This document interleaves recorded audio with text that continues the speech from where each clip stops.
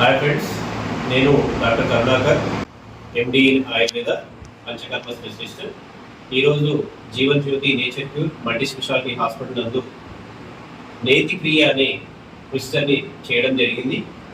నేతి క్రియ అనేది ముఖ్యంగా 4 రకాలు ఉంటుంది. ఒకటి సూత్రనేతి, జలనేతి, దుగ్ధనేతి, మృతనేతి.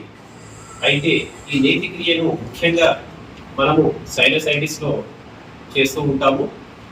అయితే సైనసైటిస్ ఎందువల్ల వస్తుంది అని అంటే అలర్జెటిక్ రైనైటిస్, డస్ట్ అలర్జీ, తర్వాత కొన్ని పెంపుడు జంతువుల వలన దుమ్ము ధూళి వలన వస్తుంది. ఈ దుమ్ము ధూళి వలన నాసిక రంధ్రాలు మూసుకుపోవడం, ముక్కులో దుర్మాంసం పెరగడం అనేది జరుగుతుంది. ఈ దుర్మాంసంని తొలగించడానికి ఈ నేతి క్రియ చాలా ఉపయోగపడుతుంది. ఈ నేతి క్రియ వల్ల నాసిక రంధ్రాలు శుభ్రపరచడం, తర్వాత దీని వలన శ్వాసకోశ సంబంధిత వ్యాధులు రాకుండా నివారించడం జరుగుతుంది. 5,000 సంవత్సరాల క్రితమే చరకుడు సుశ్రుతుడు చెప్పడం జరిగింది. అయితే ఆయుర్వేదంలో షట్చక్రాలలో ఒక చక్రం అయిన 3వ చక్రాన్ని శుభ్రపరచడం అనేది ఈ ప్రక్రియ యొక్క ముఖ్య ఉద్దేశం. దీని వలన మనకు శ్వాసకోశ సంబంధిత వ్యాధులను నివారించడం వలన నాసిక మార్గం శుభ్రపరచబడుతుంది.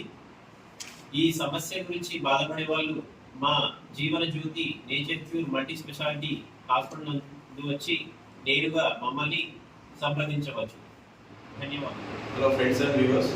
Today we are going to conduct a Sutraneti. Sutraneti procedure for very beneficial in sinusitis. So now we are going to conduct very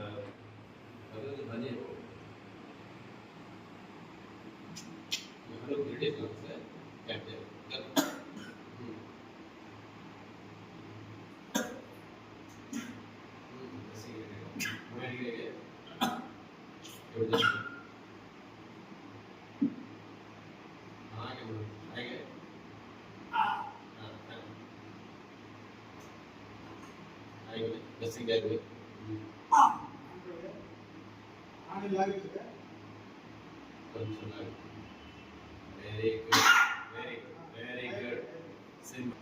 This is called Sutraneti.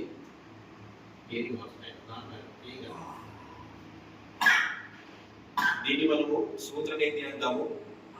ఇది ముఖ్యంగా సైనసైటిస్, అలర్జెటిక్ రైనైటిస్ వల్ల లోపల దుర్మాంసం పెరగడం, సూత్రనేతి చేయడం వల్ల లోపల ప్యాసేజ్ మొత్తం క్లియర్ అయిపోయి లోపల ఏమైనా దుర్మాంసం ఉన్నా క్లీన్ అవ్వడానికి ఛాన్సెస్ ఉంటుంది.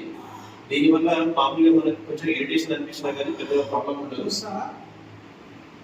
టీఎస్ కూడా రావడం కామనే.